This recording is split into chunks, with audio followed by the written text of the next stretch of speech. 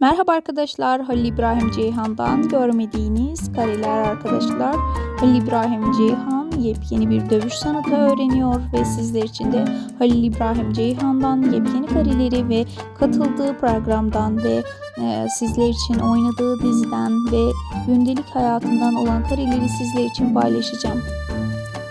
Takipte kalmayı, videolarımı izlemeyi unutmayın. Her zaman sizler için yenilikleri ve yepyeni Halil İbrahim Ceyhan'dan yeni fotoğrafları ve yeni projelerini sizler için paylaşacağım. Umarım videomu beğendiniz. Sizler de eğer Halil İbrahim Ceyhan'ı beğeniyorsanız lütfen yorumlarda buluşalım. Takipte kalmayı unutmayın. İyi seyirler. Umarım videomu beğendiniz.